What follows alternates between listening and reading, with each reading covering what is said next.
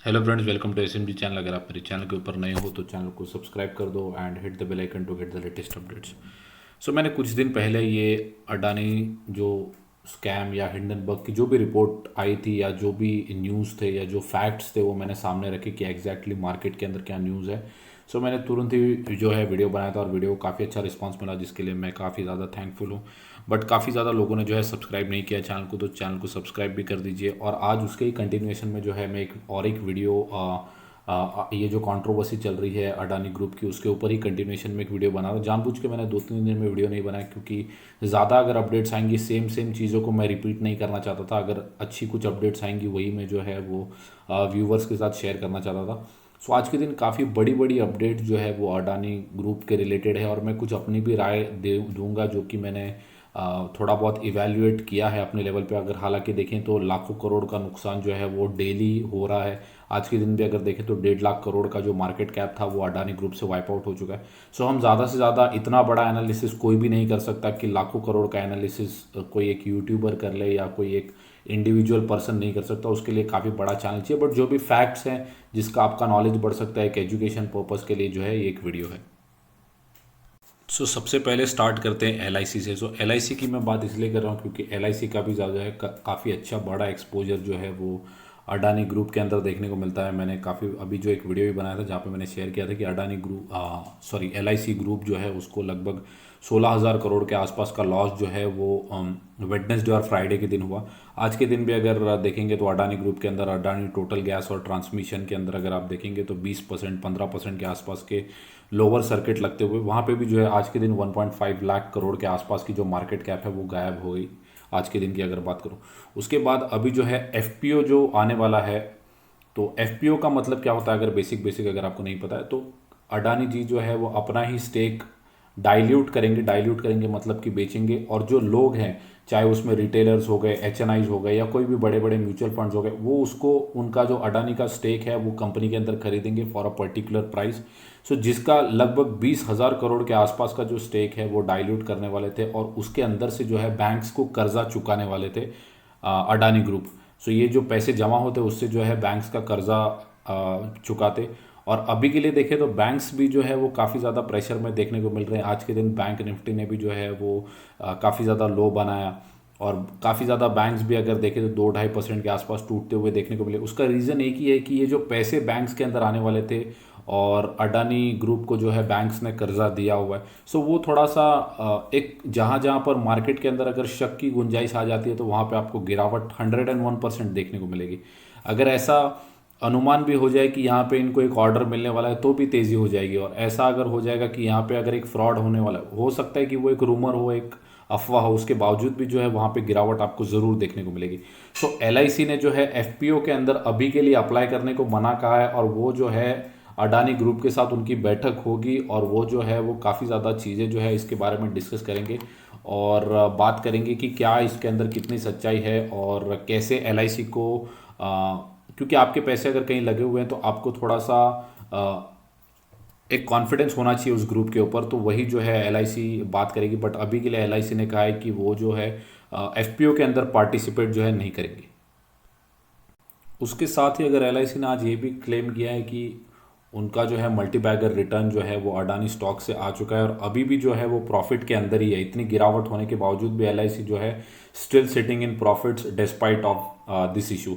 तो यहाँ पे अगर देखें फिर भी एल आई सी के पास काफ़ी अच्छा जो है प्रॉफिट देखने को मिल रहा है अडानी ग्रुप के पास से जितना भी उनका इन्वेस्टमेंट था।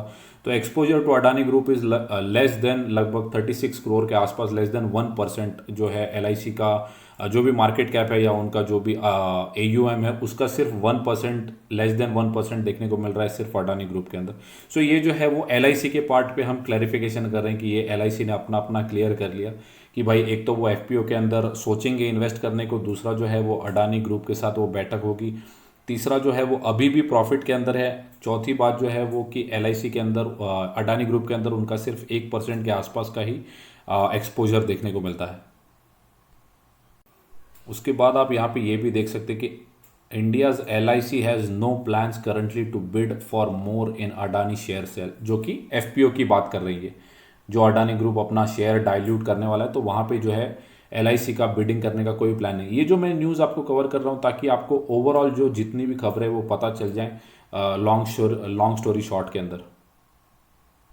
उसके बाद अगर नेक्स्ट न्यूज़ को अगर कवर करें तो अबू धाबी बेस्ड IHC जो एक कंपनी है जो कि इंटरनेशनल होल्डिंग कंपनी है।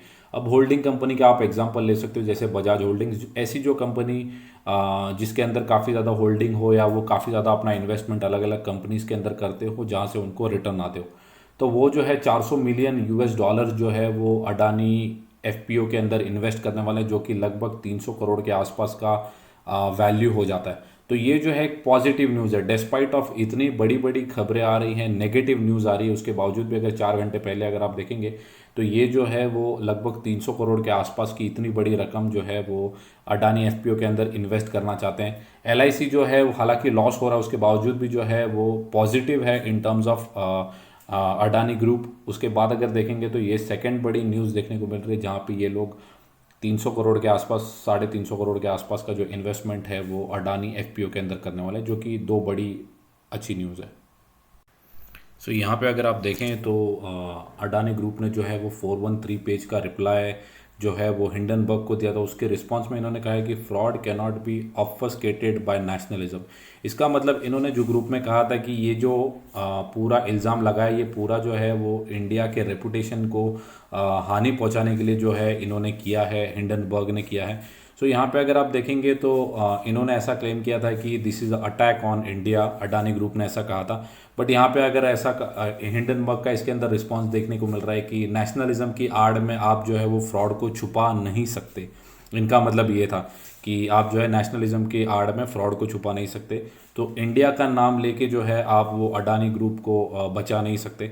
सो इनका जो पूरा ब्लेम है वो पूरा अडानी ग्रुप के ऊपर देखने को मिल रहा है। सो इसके ऊपर क्या इंडिया को इफेक्ट हुआ है, तो इसका आंसर है यस, क्योंकि इंडिया हो सकता है कि इंडिया पूरा अडानी ग्रुप से नहीं चलता, बट अडानी ग्रुप जो है वो काफ़ी बड़ा एक बिजनेस ग्रुप है इंडिया के अंदर। सो काफ़ी बड़ी इंटरनेशनल लेवल पे, जियोपॉलिटिक्स लेवल के ऊपर अगर आप देखेंगे तो इंडिया की इमेज को है अगर हानि पहुंचते हुए देखने को मिले। हालांकि अभी के लिए देखें तो खाली ब्लेम ही देखने को मिल रहा है, बट अगर इसके अंदर थोड़ी बहुत सच्चाई होती भी है, नहीं होती भी है, तो वो मुझे नहीं पता है। बट यहाँ पे अगर देखेंगे तो थोड़ी बहुत जो है वो इंडिया की इमेज को हानि होते हुए ज़रूर देखने को मिलेगी। उसके बाद अगर आप देखेंगे तो जो उन्होंने जो रिपोर्ट भेजी थी उसके अंदर इनके टोटल 88 क्वेश्चंस देखने को मिल रहे थे।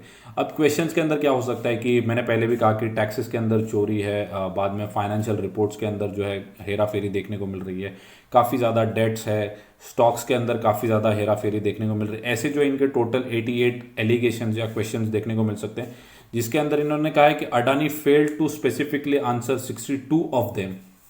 तो यहाँ पे अगर आप देखेंगे तो सिर्फ 26 क्वेश्चंस के आसपास का ही उन्होंने आंसर दिया, और 62 का जो 62 आंसर्स हैं उनको जो है वो उन्होंने जस्टिफाई नहीं किया। बट मैंने अभी न्यूज़ चैनल के अंदर उनका जो है अडानी ग्रुप के जो मैनेजमेंट है उनका देखा था, तो उन्होंने कहा कि हमने ओवरऑल जो है क्वेश्चंस का आंसर दे दिया है, और 88 के अंदर जो है इनके जो भी फैक्ट्स या क्वेश्चंस है वो जो है वो अडानी ग्रुप के रिपोर्ट से ही चुराए हुए इनके क्वेश्चंस देखने को मिलते हैं। ऐसा रिस्पॉन्स जो है वो अडानी ग्रुप का देखने को मिला था। सो अब ये जो कंट्रोवर्सी हो रही है, तो अब इसकी ये बात कर लेते हैं कि अब इसके पीछे का रीज़न क्या हो सकता है। तो पहला जो रीज़न हो सकता है वो थोड़ा सा मुझे ऐसा लगता है कि US भी हो सकता है, कि US भी ये करवा रहा होगा बिकॉज ऑफ रशियन ऑयल, क्योंकि इंडिया जो है वो रशिया से ऑयल बाय कर रहा है जिसको मतलब जो फ़र्क पड़ रहा है वो US को फ़र्क पड़ रहा है। तो ऐसा हो सकता है कि अब डायरेक्टली जो है वो इंडिया को वो इम्पैक्ट नहीं कर सकते। उसका रीज़न जो है वो US के अंदर Indian population, so Indian population जो है वो काफ़ी ज़्यादा US के अंदर देखने को मिलती है, या जो भी उनके लॉन्ग टर्म रिलेशनशिप्स हैं इंडिया और US के। बट अगर अभी के लिए देखें तो पिछले कुछ टाइम से या बहुत टाइम से अगर देखें तो इंडिया जो है वो डायरेक्टली रशिया से ऑयल बाय कर रहा है, जो कि US को अच्छा नहीं लग रहा। बट इनडायरेक्टली जो हमला है वो हिंडनबर्ग के थ्रू शायद हो सकता है कि इंडिया की इमेज को करने का कोशिश US कर रहा है। अगर आप देखोगे तो पाकिस्तान ट्राई कर रहा था रशियन ऑयल बाय करने का, तो पाकिस्तान का हालत देखो, श्रीलंका का हालत देखो, चाइना भी कहीं ना कहीं से ट्राई कर रहा था, तो चाइना का इकोनॉमी भी जो है प्रॉब्लम में देखने को मिल रहा है। बट इंडिया जो है वो पाकिस्तान और श्रीलंका के मुकाबले काफ़ी ज़्यादा ताकतवर देखने को मिलता है इन terms of economy, because around $3 trillion की हम इकोनॉमी है। तो वहाँ पे जो इम्पैक्ट है वो डायरेक्ट करना थोड़ा सा यूएस के लिए मुश्किल है, क्योंकि यहाँ पे अगर आप देखेंगे तो पिछले 8-9 साल से जो है स्टेबल गवर्नमेंट भी देखने को मिलती है और पॉलिसीज़ भी काफ़ी ज़्यादा अच्छी है। इस वजह से यूएस डायरेक्ट हमला जो है वो इंडिया के इमेज के ऊपर या इंडिया के ऊपर नहीं कर सकता। तो मुझे ऐसा लगता है कि इनडायरेक्टली ऐसा हो सकता है, या मैंने थोड़ा बहुत कहीं पर पढ़ा हुआ है। अब दूसरी बात अगर बात करें तो हिंडनबर्ग ने क्या कहा है कि इनके ऊपर कर्जा बहुत ज़्यादा है, जो कि हमको पहले से पता है। अगर आप स्क्रीनर पे जाओगे या मनी कंट्रोल पे जाओगे तो आपको दिख जाएगा कि अडानी के ऊपर कर्जा बहुत ज़्यादा है। तो ये उन्होंने कोई नई बात नहीं बताई। अडानी के स्टॉक जो है वो हाई वैल्यूएशन पे ट्रेड कर रहे हैं, तो यहाँ पे प्रीमियम अगर देखोगे तो लगभग 263 के आसपास का देखने को मिलता है। अडानी गैस के अंदर अगर आप देखें तो यहाँ पे जो है लगभग 500 के आसपास का देखने को मिल रहा है। 2.5 लाख करोड़ के आसपास की मार्केट कैप है। 508 के आसपास का जो है इनका पी देखने को। सभी स्टॉक जो है वो हाई ट्रेड कर रहे हैं। तो कंपनी के ऊपर कर्जा है, हाईली ट्रेड कर रहे हैं।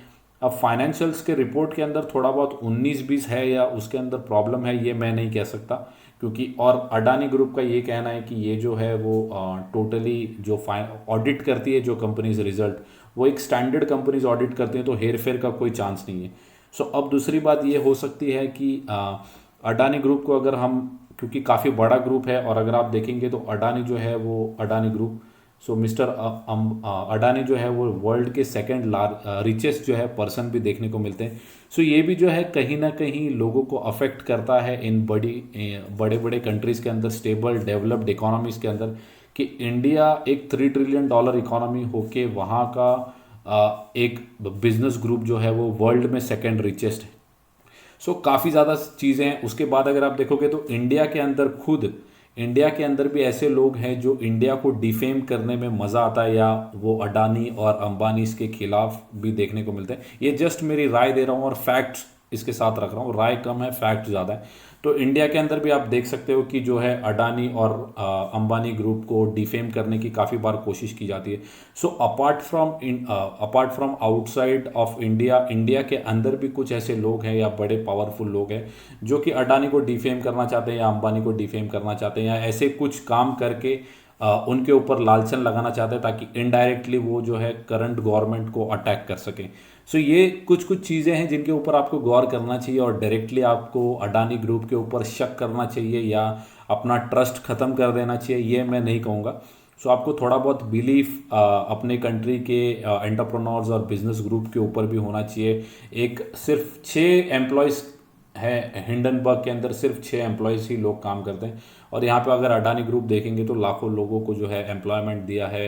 इंडियन इकोनॉमी के अंदर काफ़ी ज़्यादा जो है उनका कंट्रीब्यूशन भी देखने को मिलता है। सो इनडायरेक्टली सिर्फ 6 लोग मिलके पूरा $3 ट्रिलियन इकोनॉमी को अगर हिला देंगे तो मुझे ऐसा लगता है कि ये अप्रोप्रिएट अप्रोच नहीं है हमारे लिए, because we as a Indians हम काफ़ी ज़्यादा developed in terms of financial literacy है, काफ़ी ज़्यादा पढ़े लिखे हैं। तो हमें डायरेक्टली सिर्फ ये 6 लोगों के ऊपर भरोसा करके डायरेक्टली कोई भी डिसीजन नहीं लेना चाहिए। मुझे ऐसा लगता है कि आप सबका न्यूट्रल या हमारा न्यूट्रल स्टांस होना चाहिए टू सपोर्ट इंडिया। हाँ, अगर बिजनेस ग्रुप के अंदर कुछ होता है या कोर्ट आके, सुप्रीम कोर्ट आके अगर ऐसा कुछ कहता है कि हाँ ये रिपोर्ट के अंदर कुछ ना कुछ सच्चाई है, तो हमें मानना चाहिए। बस एक थर्ड पार्टी के ऊपर डायरेक्टली बिलीव करके, और मैंने आपको ये सब चीज़ें भी बताई कि कौन कौन कैसा कैसा चाहता है इंडिया के बारे में या अडानी ग्रुप के बारे में, तो ये सब चीज़ें भी आपको सोचनी चाहिए। तो ये थी मेरी कमेंट्री फॉर होल कंट्रोवर्सी। अगर आपको वीडियो अच्छा लगा होगा तो वीडियो को लाइक कर दो, चैनल को सब्सक्राइब कर दो। Thank you guys.